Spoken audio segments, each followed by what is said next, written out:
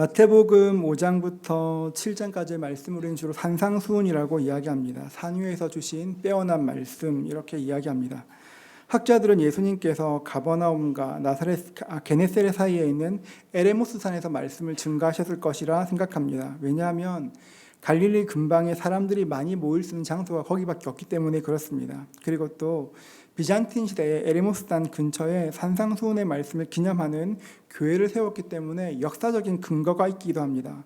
옛 교회는 아니지만 1938년에 산상수훈을 기념하며 교회를 세웠는데 참 아름답습니다. 네. 실제로는 훨씬 더 좋은데 사진이 좀 안 봤습니다. 진짜 이쁜 교회입니다. 그리고 교회도 아름다운데 들판이 굉장히 아름답습니다. 네.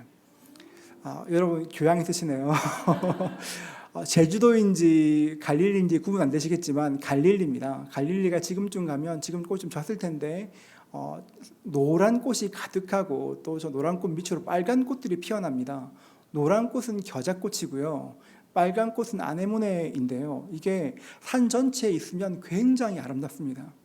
예수님께서 산에 올라가셨습니다. 올라가신 산이 우리가 생각하는 높은 산이 아니라 저런 야트만 언덕이었습니다. 예수님께서 산으로 올라가셨습니다. 예수님께서 저기 앉으시고 말씀을 증거하셨습니다. 3절 말씀 제가 읽겠습니다. 심령이 가난한 자는 복이 있나니 천국이 그들의 것이며. 성경에서는 복을 말할 때 두 가지 단어를 사용합니다. 첫째는 바라크이고 둘째는 아슈에르입니다. 먼저 바라크는 우리가 일반적으로 생각하는 모두가 원하는 그 복을 바라크라고 이야기합니다. 동양 유학의 경전인 서경 홍범편에 보면 오복이라는 말이 나옵니다. 오복. 사람들이 일평생 누리고 싶어하는 복 5가지입니다. 목록들을 쭉 보면 이렇습니다. 첫 번째는 수입니다. 수. 그러니까 장수하는 것이 복입니다. 건강하게 오래 살 수 있다면 모세처럼 나이가 많아 주님 부르시는 그날까지도 힘이 있고 맑은 정신으로 또 지혜도 있다면 얼마나 좋겠습니까? 장수가 복입니다. 둘째는 부입니다. 아무리 오래 산다고 해도 물질적으로 어려움이 있으면 참 힘듭니다. 그래서 조상들은 물질들이 넉넉해서 부유하게 사는 것을 복이라고 생각했습니다. 셋째는 강령입니다. 강령. 우환 없이 평안하게 하루하루 사는 것이 강령입니다. 넷째는 유호덕입니다. 저는 이 복이 참 근사한데요. 덕을 좋아하고 즐겨 행하는 복입니다. 5번째는 고종명입니다. 하늘이 내린 명대로 살다가 편안하게 죽는 것, 천수를 누리는 것이 복이라 생각했습니다. 꽤 괜찮은 복입니다. 저는 이런 복이 참 괜찮다 생각이 들었습니다. 여러분은 어떠십니까? 전 여러분도 이런 복을 많이 누리셨으면 좋겠습니다. 저 같으면 좀 더 열심히 하면 알 텐데요. 그렇습니다. 설교 준비를 하다가 오복을 이런 5가지 복을 살펴보다가 문득 예수님이 생각났습니다. 예수님은 이 복 중에서 몇 가지 다 누리셨을까? 그 예수님의 삶을 살펴보기 시작하였습니다. 예수님의 삶을 5가지 복에 대입하면 이렇게 됩니다. 첫째 수. 장수가 복인데 우리 예수님은 장수하지 못하셨습니다. 평균보다 훨씬 일찍 십자가에서 33세 나이로 돌아가셨습니다. 둘째 부. 우리 주님은 부요치 못한 것이 아니라 가난하셨습니다. 누가복음 9장 58절의 말씀을 보면 예수께서 이르시되 여우도 굴이 있고 공중의 새도 집이 있으되 인자는 머리 둘 곳이 없도다 하시고, 예수님은 머리 둘 곳도 없는 삶을 사셨습니다. 사람들은 예수님을 환영하지 않았습니다. 인정하지 않았습니다. 귀하게 대접하지도 않았습니다. 예수님은 머리 둘 곳 하나 없는 고단한 인생을 사셨고 궁핍한 인생을 사셨습니다. 셋째는 강령, 그러니까 우환 없이 편히 사는 것인데요. 우리 예수님은 우환 없이 건강하게 사는 것은 고사하고 늘 질고를 지고 사셨습니다. 우리의 죄를 짊어지시고 우리의 질병을 지니시고 사셨습니다. 이사야 53장 4절은 말합니다. 그는 실로 우리의 질고를 지고 우리의 슬픔을 당하였거늘 우리는 생각하기를 그는 징벌을 받아 하나님께 맞으며 고난을 당한다 하였노라. 넷째는 유호덕입니다. 덕을 좋아하고 즐겨 행하는 복입니다. 그나마 우리가 생각하는 복의 근사치를 누리신 것이 유호덕이 아니겠는가 생각이 드는데, 예수님은 단순히 덕을 좋아하는 인생이 아니셨습니다. 물론 덕을 좋아하고 이웃을 사랑하셨지만 예수님의 마지막 목표는 사람을 좋아하고 사람에게 덕을 세우는 것이 아니었습니다. 예수님의 마지막 목표가 무엇이었습니까? 하나님을 기쁘시게 하는 것이었습니다. 예수님은 사람을 기쁘게 하는 것이 아니라 평생 동안 내가 어떻게 하면 하나님을 기쁘시게 할까 그 목표를 가지고 사셨습니다.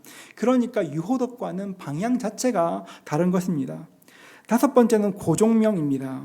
하늘이 내린 명대로 살다가 죽는 것.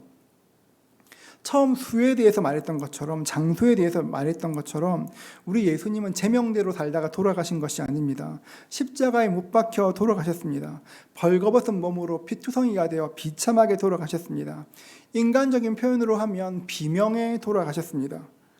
예수님의 삶을 보면 우리가 생각하는 복이라 할 수 있는 것, 오복이라 말할 수 있는 것이 아무것도 없습니다. 예수님은 꽤 험난한 인생을 사셨습니다. 우리가 보기에 험난한 인생을 사신 예수님께서 우리에게 말씀하시기를 너희는 복이 있다 말씀하십니다. 그렇게 험난하게 사셨는데 우리에게 복이 있다 말씀하십니다. 지난주에 말씀드렸던 것처럼 산상수훈, 우리가 읽고 있는 이 말씀은 무리에게 주신 말씀이 아니라 제자들에게 주신 말씀입니다. 산상수훈의 말씀을 읽을 때 우리의 그 대상을 정확하게 기억해야 합니다. 예수님께서 지금 제자들에게 이런 삶을 말씀하시는 것입니다. 예수님께 제자들에게 너희는 복이 있다 말씀하십니다. 결국 예수님께서 복이 있다 말씀하시는 것은 아슈에르의 복을 말합니다. 아슈에르는 일반적인 복이 아니라 영적인 복을 이야기합니다. 신령한 복입니다. 영혼을 터치하는 복이고 하나님의 자녀들이 누리는 복입니다. 시편의 기록자는 시편 1편 말씀을 통해서 아슈에르의 복이 무엇인지를 잘 이야기합니다. 시편 1편 1절과 2절을 같이 읽겠습니다. 함께 읽겠습니다. 복 있는 사람은 악인들의 꾀를 따르지 아니하며 죄인들의 길에 서지 아니하며 오만한 자들의 자리에 앉지 아니하고 오직 여호와의 율법을 즐거워하여 그의 율법을 주야로 묵상하는도다. 시편의 기록자가 말하는 복은 이 땅에서의 복이 아닙니다. 악인의 꾀를 따르지 아니하고 죄인들의 길에 서지 아니하고 오만한 자들의 자리에 앉지 아니하고 오직 여호와의 율법을 즐거워하며 그 율법을 주야로 묵상하는 것, 이것을 복이라고 이야기합니다. 우리가 보기에 이게 뭐가 복인가 생각들지만 주님은 이것이 복이라고 말씀하십니다. 그러니까 시편 1편에 기록된 복을 종합해 말하면 영적인 복이 있다는 것입니다. 영적인 복이 무엇을 말하는 것입니까? 영적인 복은 하나님을 가까이 하는 것이 복이고 우리의 영이 잘 되는 것이 복입니다. 이런 관점으로 3절을 보면 또 다른 것들이 보이기 시작합니다. 우리 3절 말씀도 같이 한번 읽어볼까요? 함께 읽겠습니다. 심령이 가난한 자는 복이 있나니 천국이 그들의 것이며. 이 말을 원어로 풀어보면 아슈에르의 복이 있다. 심령이 가난한 자들이요. 아슈에르는 영적인 복입니다. 심령이 가난하다고 할 때 그 심령은 그리스어로 보면 푸뉴마입니다. 푸뉴마는 영입니다. 어렵지만 조금만 더 들어보십시오. 아슈에르의 복이 있다. 영적인 복이 있다. 영적인 복이 있습니다. 그러면 영적인 복이 어디에 임하겠습니까? 푸뉴마의 영에 임하게 되는 것입니다. 이런 단어를 따라 말씀을 다시 풀어보면 이렇습니다. 영적인 복이 있다. 너희 영이 가난한 사람이여. 이렇게 말할 수 있습니다. 꽤 오래된 신학적인 논쟁이 있습니다. 사람이 어떻게 구성되어 있는가 하는 것입니다. 성경에는 두 가지 견해가 있습니다. 첫 번째는 이분설입니다. 사람은 영혼과 육체로 지음받았다는 것입니다. 둘째는 삼분설입니다. 사람은 영과 혼과 육으로 지음받았다는 것입니다. 이야기할 것이 굉장히 많지만 성경은 이 두 가지 구분을 모두 사용합니다. 그리고 둘 다 성경에서 맞다고 말하는 것입니다. 고린도후서에 보면 바울은 영혼을 말하기도 하고 영과 혼과 육을 구분하기도 합니다. 많은 경우에는 조금 더 자세히 설명할 때, 성경을 자세히 설명할 때 영과 혼과 육을 구분해서 사용합니다. 오늘 말씀도 그렇습니다. 마태복음의 다른 부분을 보면 영혼이라고 말하는데 3절 말씀엔 아주 의도적으로 너희 영이 가난한 자가 복이 있다 이야기합니다. 이렇게 영을 콕 찍어서 영이 가난한 자라고 이야기합니다. 여러분, 마태가 영이 가난한 자가 복이 있다 말한 이유가 뭘까요? 우리의 육신에 가난함이 있는 것처럼 우리의 혼에도 가난함이 있고 우리의 영에도 가난함이 있다는 것입니다. 우리는 이 사실을 알아야 합니다. 우리에게는 영적인 가난도 있고 혼적인 가난도 있고 육적인 가난도 있습니다.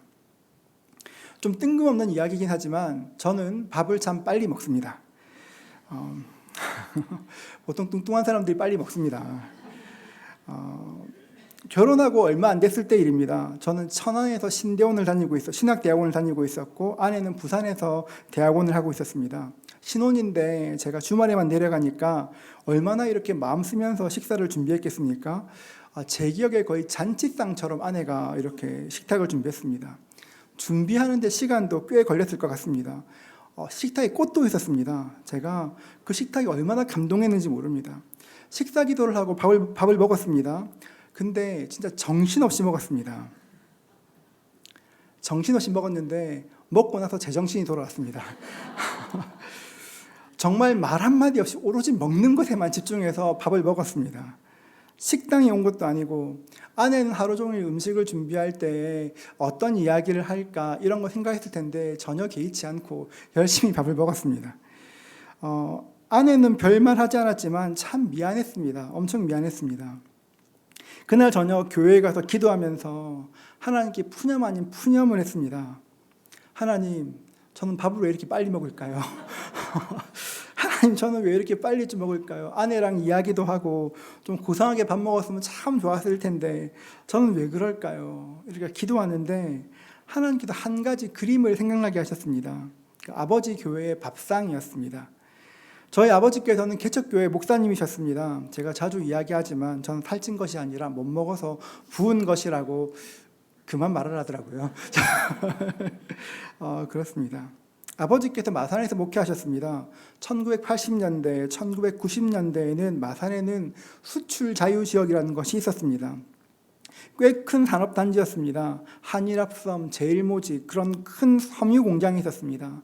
수많은 공장이 있었고 그곳에서 일하기 위해서 많은 청년들과 학생들이 거제도에서 경상도에서 전라도에서 몰려왔습니다. 한일합섬 같은 그런 공장들은 3교대로 일을 했습니다. 거기 있는 청소년들이 학교를 다닐 수 없으니 공장에서 학교를 세웠고 그 학교에서 학생들이 학업을 계속할 수 있도록 했었습니다. 그런 동네에서 교회를 하셨습니다. 그러니까 교회에 청년들이 언제나 많았습니다. 참 많았습니다. 당시에 3교대로 일을 하는 사람이 많았기 때문에 어떤 사람들은 교회에 와서 이렇게 기도하다가 잠을 자기도 하고 잠자고 있으면 친구들이 와서 깨워서 기타 치고 놀기도 하고 뭐 그렇게 지금 생각하면 이렇게 거의 청년 쉼터 같은 공간이었습니다. 교회에 언제나 사람들이 있었습니다. 그때는 지금처럼 편의점 있을 때도 아니고 식당도 별로 없을 때였습니다. 그러니까 식사 시간이 되면 교회에 몇 명 있건 간에 상관없이 언제나 어머니가 이렇게 식사를 준비하셨습니다. 부침개도 구우면 한 대야, 이게 경상도 사투리로 하면 한 다라이를 구우셨고 콩나물을 다듬으면 진짜 산처럼 콩나물을 다듬었습니다. 혹시 여러분 그 고구마 줄기나물 아십니까? 여기 일부는 다 아시던데 고구마 줄기 나물이 있습니다. 그 뭐냐면 고구마 줄기를 벗겨서 나물로 묻혀내는 것인데요.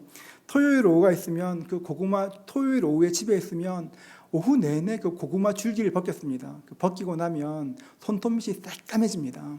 제가 그렇게 있었습니다. 그래서 저는 지금도 고구마 줄기 나물 먹지 않습니다. 네, 정말 별로입니다. 어머니의 입장에서 아무래도 값이 싸고 양이 많으니까 자주 하셨겠지만 저는 참 그게 별로였습니다. 그렇게 식사 준비를 마치고 나면 청년들이 집 안으로 우르르 몰려 들어왔습니다. 여러분 10대 후반, 20대 초반, 20대 중반 청년들이 둘러앉아 밥을 먹는데 얼마나 빨리 먹겠습니까? 얼마나 잘 먹는지 모릅니다. 제가 거기서 이 어린 제가 반찬 하나 먹으려면 최선을 다해야 반찬 하나 건질 수 있습니다. 반찬이 없어지는 순서가 있습니다. 먼저 기름기 있는 반찬이 없어지고 그 다음에 나물이 없어지고 마지막에 김치가 없어집니다. 그렇게 제가 살다 보니 굉장히 경쟁적으로 밥 먹는 것이 저의 삶의 습관이 되었습니다. 저는 대학 때까지 제가 채식주의자인 줄 알았습니다. 이걸 왜 웃으시죠? 그런 줄 알았습니다. 늘 집에 사람이 가득하니까 아버지께서 마산에서 개척하시는 동안 제 기억에 단 한 번도 집에서 고기를 구워봤던 적이 없습니다. 물론 먹어본 일이 없으니까 먹고 싶지도 않았고 어릴 때 안 먹어봤으니까 커서도 별로 먹고 싶지가 않았습니다. 물론 지금은 없어서 못 먹고 살쪄서 안 먹지만 그때는 그랬습니다. 하나님, 저는 왜 그렇게 빨리 먹나요? 라고 기도하는데 문득 그 시간들이 주마등처럼 스쳐 지나갔습니다. 그러면서 참 마음이 아팠습니다. 열심히 최선을 다해 먹는 제 모습이 기억났고 그때는 몰랐는데 생각해보니까 아버지도 꽤 빨리 식사하셨던 것 같습니다. 그리고 어머니도 날마다 그 많은 것 준비하셨던 어머니 참 안쓰러웠습니다. 그래서 하나님 전 왜 그렇게 빨리 먹나요? 라고 시작해서 그 오후 내내 그 저녁 내내 참 많이 울었습니다. 그렇게 울고 있을 때 주님께서 저에게 마음에 말씀하셨습니다. 아들아, 너의 몫이 준비되어 있다. 내 몫이 준비되어 있다. 주님께서 말씀하시는데 그 말씀이 믿어지기 시작했습니다. 아, 내 몫이 준비되어 있구나. 급하게 안 먹어도 되겠구나. 그 마음이 생겼습니다. 그 뒤로부터 제가 먹는 것이 굉장히 속도가 많이 조절되었습니다. 어릴 때 있었던 그 음식에 대한 가난이 저에게 커서도 이어지고 있었습니다. 많은 경우 육신의 가난들은 혼의 가난으로 연결됩니다. 많이 배우지 못한 사람들은 배움에 대한 가난이 있는 사람들이 있습니다. 한이 있습니다. 더 공부하고 싶었는데 어떤 사정으로 공부를 지속하지 못했습니다. 그 사람들은 평생에 배움에 대한 목마름이 있습니다. 많이 늦은 때에 대학에 입학합니다. 결혼해서 아이를 낳고 많이 늦은 때에 대학에 입학합니다. 대학 마치고 나면 대학원 가고 그렇게 박사까지 60대가 되어서 박사학위 받을 만큼 그렇게 여전히 배움에 가난해하는 사람이 있습니다. 결핍입니다. 우리 마음에 있는 것 그냥 없는 것이 아니라 우리 마음에 있는 것들은 반드시 행동으로 드러납니다. 여러분, 그렇기 때문에 우리는 늘 우리 마음을 들여다봐야 합니다. 말씀으로 내 마음을 관찰하면 나에게 가난한 것이 무엇인지 주님께서 보게 하시고 어떻게 해야 채울 수 있을지를 알게 하십니다. 그런데 사람들이 그것을 잘 모릅니다. 번지수를 못 찾습니다. 지금 내가 육이 가난한 것인지 혼이 가난한 것인지 영이 가난한 것인지를 알지를 못합니다. 그러니까 각각 자기의 방법대로 하다 보니까 인생에 만족이 없습니다. 우리 육신에 가난이 있고 혼에도 가난이 있는 것처럼 영에도 가난이 있습니다. 예수님께서 말씀하시는 가난은 프로토코이란 말로 되어 있습니다. 가난하다 이 말이 프로토코입니다. 이 단어는 정말 궁핍한 사람, 너희 심령이 가난한 자가 복이 있다. 그 프로토코이란 말은 다른 사람의 도움 없이는 결코 살 수 없는 상태를 이야기합니다. 로이드 존스 목사는 산상수훈이라는 책에서 심령이 가난하다 그 말을 영적인 파산 상태다 이야기합니다. 성경에서 가난하다 그 프로토코이를 그림처럼 보여주는 인물이 있습니다. 바로 거지 나사로입니다. 누가복음 16장 19절부터 21절까지 말씀입니다. 한 부자가 있어 자색 옷과 고운 베옷을 입고 날마다 호화롭게 즐기더라. 그런데 나사로라 이름한 한 거지가 헌데투성이로 그의 대문 앞에 버려진 채 그 부자의 상에서 떨어지는 것으로 배불리를 하매 심지어 개들이 와서 그 헌데를 핥더라. 나사로는 거지였습니다.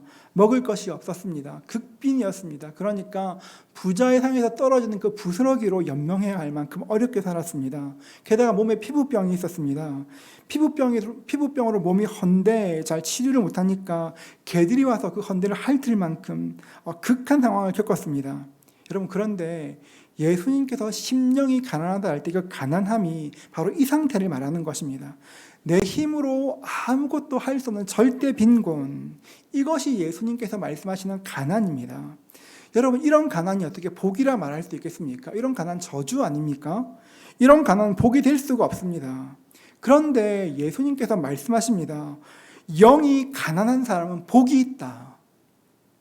너희 영이 가난한 사람들아 복이 있다 말씀하십니다. 여러분, 생각해 보십시오. 하나님께서 어느 날 내 영의 상태를 보게 하셨습니다. 내 영이 얼마나 가난한지를 보게 하셨습니다. 오랜 세월 교회를 다녔습니다. 예수에 대해 많이 들었습니다. 심지어 예수를 가르치기도 하고 예수님을 전하기도 했습니다. 예수를 잘 안다고 생각했습니다. 그런데 어느 순간 가만히 들여다보니까 내 속에 아무것도 든 것이 없습니다. 내 마음 가만히 들여다보니 그냥 내 마음이 텅텅 비었습니다. 오랜 세월 예수를 믿었지만 정작 어려울 때 주님께서 나와 함께 하신다는 그 사실이 믿어지지가 않습니다.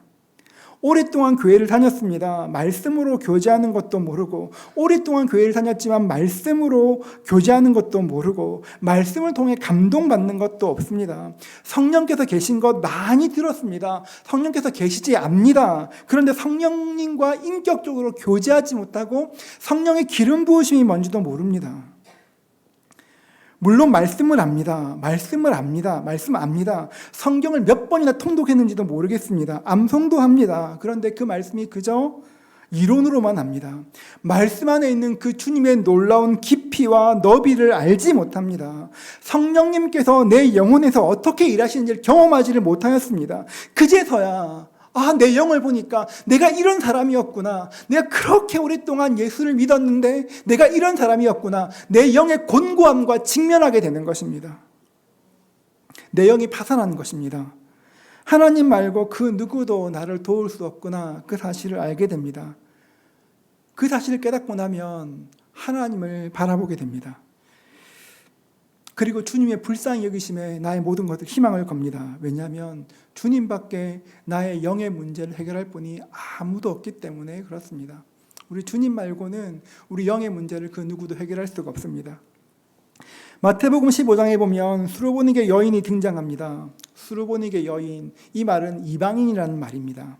마태복음 15장 22절 말씀을 우리 함께 한번 읽어보도록 하겠습니다. 함께 읽겠습니다.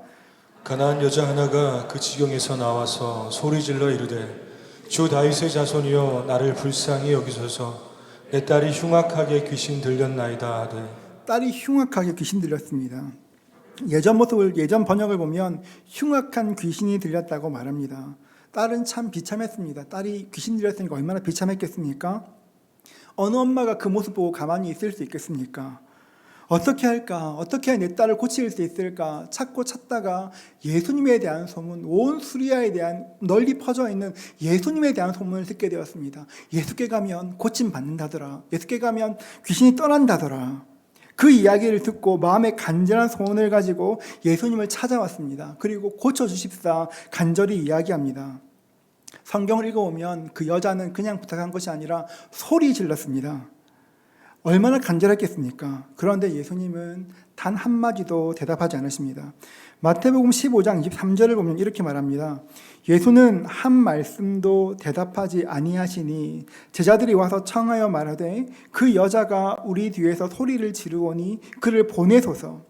보다 못한 제자들이 예수님께 말씀드렸습니다. 주님, 어떻게 좀 하십시오. 부탁할 정도였습니다. 그런데도 예수님이 끝까지 그 여자를 보지 않으셨습니다. 도와주지 않으셨습니다. 마태복음 15장 24절 말씀을 같이 읽겠습니다. 함께 읽습니다. 예수께서 대답하여 이르시되 나는 이스라엘 집에 잃어버린 양 외에는 다른 데로 보내심을 받지 아니하였노라 하시니. 고쳐주지 않겠다는 것입니다. 여러분, 성경을 보면 예수님이 이런 분이 아닙니다. 진짜 사랑 많으신 분인데 왜 이런지 모르겠지만 예수님께서 냉정하게 대하셨습니다. 그리고 한 말씀 더 하셨습니다. 26절에 보면 대답하여 이르시되 자녀의 떡을 취하여 개들에게 던짐이 마땅하지 아니하니라. 자녀의 떡을 개들에게 주는 것이 마땅하지 않다 말씀하십니다. 면전에 사람에게 개라고 이야기하는 것입니다. 너무하시지 않습니까? 우리나라 속담처럼 동냥은 주지 못해도 쪽박은 안 깨뜨리셔야 되는 것 아닙니까? 그런데 주님은 동냥은 고사하고 쪽박까지 산산이 부수셨습니다. 계란이 이 말을 들은 그 엄마의 마음이 어땠을까요? 얼마나 절망적이었을까요? 얼마나 부끄러웠을까요? 그런데 그 여인은 예수님께 너무하다고 소리치지 않았습니다. 주님 너무하신다고 말하지도 않았습니다. 왜냐하면 그 여인에게는 영이 가난함이 있었습니다. 예수님 말고는 그 누구도 나를 도울 수 없지. 예수님 말고는 그 누구도 내 딸을 고칠 수 없지. 거기에 대한 깊은 인식이 있고 영의 가난함이 있었습니다.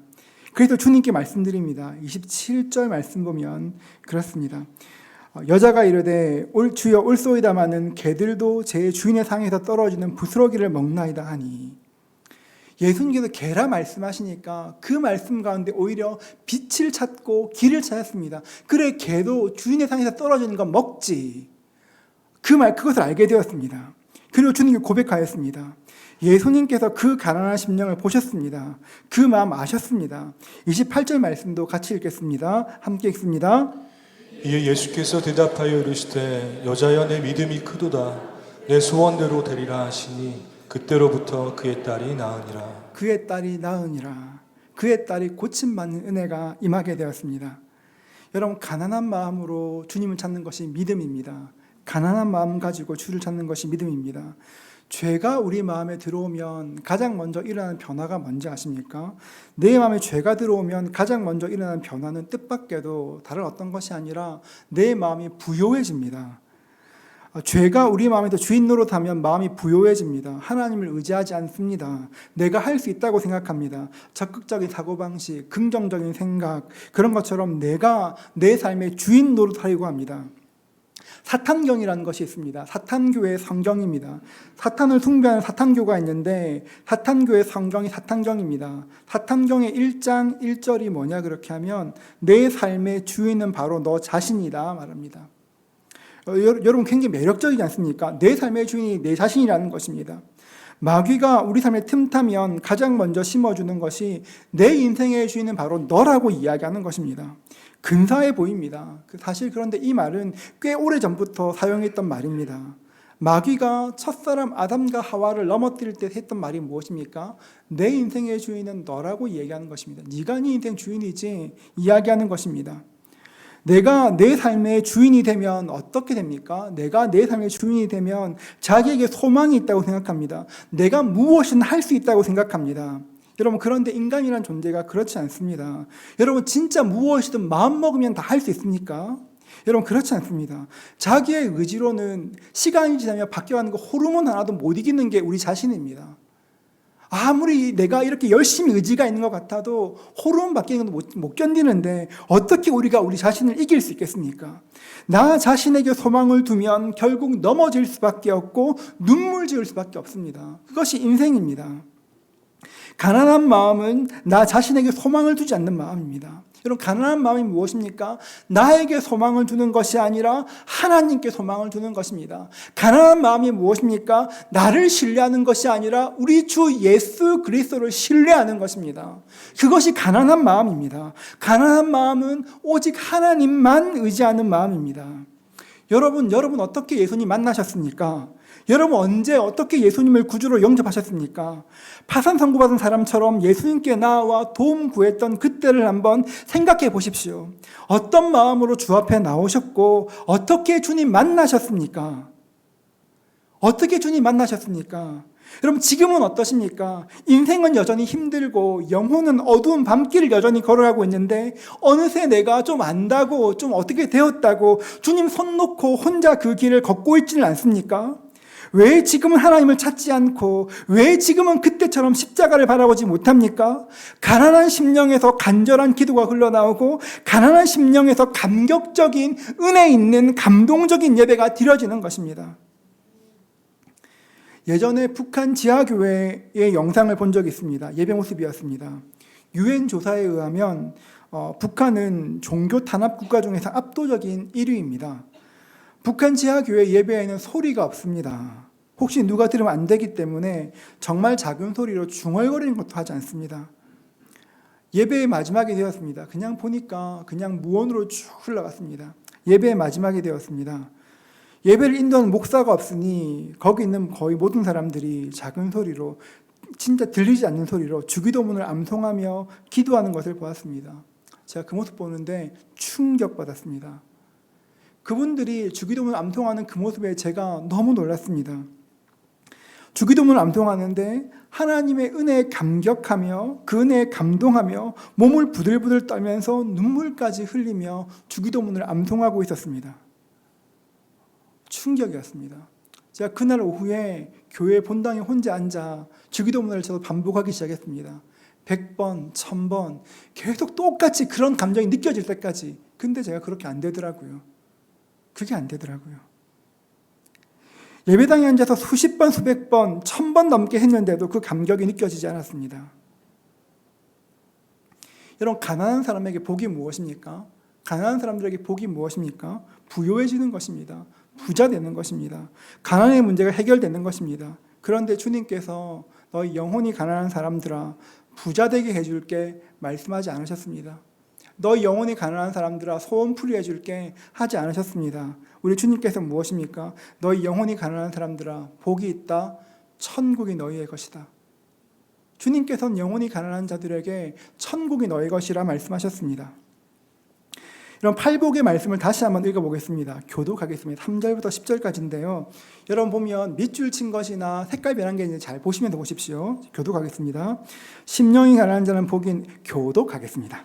심령이 가난한 자는 복이 있나니 천국이 그들의 것이며 애통하는 자는 복이 있나니 그들이 위로를 받을 것이며 온유한 자는 복이 있나니 그들이 땅을 기업으로 받을 것이며 의에 줄이고 목마른 자는 복이 있나니 그들이 배부를 것이며 긍휼히 여기는 자는 복이 있나니 그들이 긍휼히 여김을 받을 것이며 마음이 청결한 자는 복이 있나니 그들이 하나님을 볼 것이며 화평하게 하는 자는 복이 있나니 그들이 하나님의 아들이라 일컬음을 받을 것이며 의를 위하여 박해를 받는 자는 복이 있나니 천국이 그들의 것임이라. 여러분 지금 8가지 복을 보면 첫 번째 심령이 가난한 자는 복이 있나니 천국의 그들의 것임이라고 현재 시제로 이야기합니다. 현재 시제로 이야기합니다. 애통하는 자는 복이 있나니 그들이 위로를 받을 것이며부터 시작해서 마음이 청결한 자까지는 계속 미래 시제로 이야기합니다. 여러분 하나님께서 주시는 복도 지금 당장 누릴 수 있는 복이 있고 장차 누릴 복이 있습니다. 여러분 그런데 마음이 가난한 자에게 주신 복은 무엇입니까? 지금 당장 누리게 하시겠다는 것입니다. 이 땅에 천국이 마음이 가난한 사람들에게 천국을 누리게 하실 것이라 말합니다.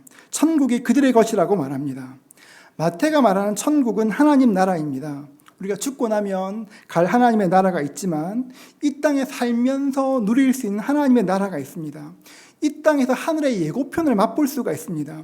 이 땅을 사는데 하나님 나라를 누리게 하시는 것입니다. 이 땅을 살지만 하나님 나라의 사람으로 살게 해주십니다. 그것이 영이 가난한 사람이 주시는 가장 큰 복이 되는 것입니다. 우리가 장차 천국 가면 굉장히 큰 알 수 없는 기쁨과 영광을 누릴 것입니다. 여러분 천국이 어떤 곳일까요? 좋은 곳입니다. 잘 모릅니다. 근데 천국이 얼마나 좋냐 그렇게 하면 갔다가 돌아온 분이 아무도 없습니다. 아무도 돌아오지 않는 정말 천국은 좋은 곳입니다. 하나님께서 우리를 예비해 놓으신 곳입니다. 그런데 우리의 영이 가난하게 살면 지금 이 땅을 살고 있지만 내가 그 나라 누리게 해줄게. 너희 영이 가난하고 나만 바라보기 시작하면 내가 너희의 영을 천국으로 채워줄게. 내가 하나님 되어줄게. 주님 말씀하시는 것입니다. 여러분 우리의 영은 세상에 있는 것으로 채워지지 않습니다. 우리의 영은 세상의 것으로 채워지지 않습니다. 하나님께서 우리의 영을 그렇게 만들지 않으셨습니다. 우리의 영은 오직 하나님으로만 채워집니다. 하나님의 은혜가 아니면 그 무엇도 우리의 영을 만족케 할 수가 없습니다. 팔복 말씀을 살펴보고 있습니다. 팔복 말씀을 묵상하는 것이 참 어렵습니다. 저는 그렇습니다. 저는 이 말씀 너무 좋아하고 이렇게 5장부터 7장까지는 거의 암송하는 말씀입니다.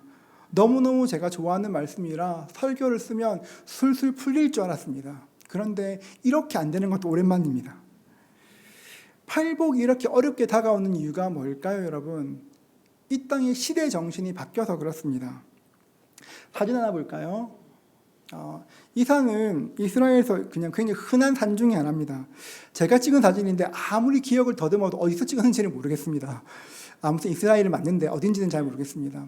사진으로 보이신지 모르겠는데 산에 보면 길들이 굉장히 많습니다. 이렇게 작은 샛길들이 엄청 많습니다. 저 샛길들은 사람이 만든 것이 아닙니다. 사람이 만든 것이 아니라 양들이 만든 것입니다. 양 한 마리가 올라가면 그 다음 양이 따라가다 보니까 어느 순간에 저 산에 길이 생긴 것입니다. 이스라엘 산에는 그런 길들이 진짜 많습니다. 우리가 등산 가도 그렇지 않습니까? 한 사람이 그냥 옆으로 슬 가기 시작하면 그곳이 괜찮으면 그 다음 사람 따라가다 보면 그 길이 나중에 길로 변하지 않습니까? 여러분 이 시대가 그런 것 같습니다. 주님 말씀 따르고자 하는 사람이 가는 길들이 별로 없습니다. 예수 믿는 사람들도 주님의 길, 팔복, 영적인 복을 추구하는 것이 아니라 어느새 예수 믿는 우리도 똑같이 세상 사람과 같은 복, 같은 은혜, 그게 전부인 줄 알고 살아갑니다. 영적인 복이 별로 매력이 없어 보입니다. 그런데 여러분, 그렇지가 않습니다. 주님께서 복이 있다 말씀하신 것들은 시대를 초월한 말씀입니다. 저는 여러분들이 하나님 내 삶에 영이 가난케 되는 복을 허락해 달라고 구할 수 있으면 좋겠습니다. 그래서 그 길 한번 따라가 보시면 좋겠습니다. 그러면 여러분이 따라가면 누군가 여러분의 뒤를 따라갈 것이고 여러분의 아이들이, 여러분의 가족이 그 길을 따라갈 것인데, 여러분은 어떤 길을 걸어가고 계십니까? 지금은 교회를 다니지만 우리 주님께서 걸으시는 그 길보다는 세상 길이 훨씬 더 넓고 좋아 보이는 삶을 살고 있습니다. 그렇기 때문에 우리는 지금 팔복의 삶을 살아야 합니다. 주님께서 가르치셨던 그 길을 걸어야 합니다. 우리가 그 길을 걸으면 우리 뒤에 온 사람이 조금 더 쉽게 걸어갈 것입니다. 산상수훈을 묵상하는 동안 우리에게 이런 다짐이 있으면 좋겠습니다. 하나님, 세상의 길이 아니라, 세상 사람들이 저 길이 맞다는 그 길이 아니라 주님께서 원하시는 길을 한번 걸어보겠습니다. 사실 예수님 말씀하시는 복들이 썩 매력적이지 않습니다. 애통하는 게 뭐가 그리 좋겠습니까? 온유한 자, 의에 줄이고 목마른 것, 긍휼한 것, 마음이 청결한 것, 화평하게 하는 것, 의를 위해 박해받는 것, 무엇 하나 마음에 드는 것이 없지만 확실한 것은 이 길을 따라가면 복이 있다는 것입니다. 어디서 여러분의 행복을 찾으십니까? 무엇이 여러분 행복하게 할까요? 세상 사람들과 똑같은 것으로 여러분이 행복하다면 여러분의 주인이 누구신지 확인하셔야 합니다. 주님, 저는 주님도 좋은데 세상 것도 같이 좋아요. 그렇다면 내 주인이 누군지 확인하셔야 됩니다. 하나님의 은혜, 하나님의 사랑으로 내 영혼이 채워지지 않으면 결국 목마를 것이고 우리는 그 길 걷는 건 참 어려울 것입니다. 우리 모두에게 주님께서 말씀하신 그 길을 걷는 은혜가 있기를 축복합니다. 한번 살아보시죠, 여러분. 주님 도와주실 거니까 하나님, 제가 내 영의 가난함을 따라 살아가겠습니다. 주님, 나와 함께 해주십시오. 함께 믿음으로 고백하고 그 길을 갈 수 있는 저와 여러분 될 수 있기를 주의 이름으로 축복합니다.